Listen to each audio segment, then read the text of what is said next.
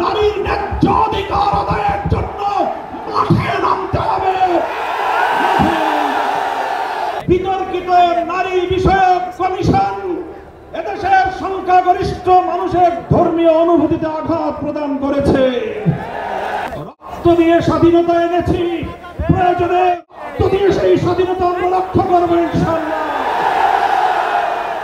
স্বাধীন বাংলার প্রতিনিধি আমরা বলতে চাই, নারী সংস্কারের নামে আল্লাহর কোরআনকে, ইসলামকে যে কটাক্ষ করা হয়েছে, ধর্মীয় উত্তরাধিকার বিধান, পারিবারিক বিধানকে নারী পুরুষের মধ্যে বৈষম্যের প্রধান কারণ বলে আখ্যায়িত করে বিতর্কিত নারী বিষয়ক কমিশন এদেশের সংখ্যাগরিষ্ঠ মানুষের ধর্মীয় অনুভূতিতে আঘাত প্রদান করেছে।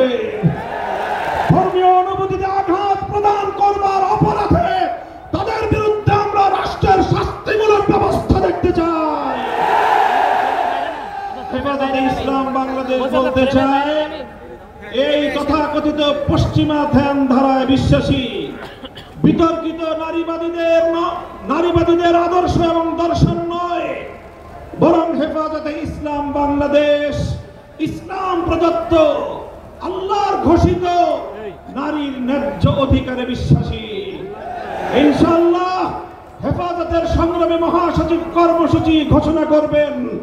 সারা বাংলাদেশ জুড়ে হেফাজতের নেতা কর্মীদেরকে আগামী মাসগুলোতে গোটা বাংলাদেশ জুড়ে নারীর ন্যায্য অধিকার আদায়ের জন্য মাঠে নামতে হবে।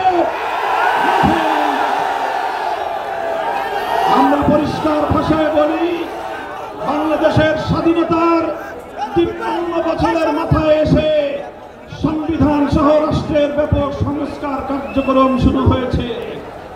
এই সংস্কার কার্যক্রম চলাকালীন সময়ে বহুত্ববাদের মতো এই বিতর্কিত একাত্মবাদ বিরোধী কোন কনসেপ্ট বাংলার মানুষ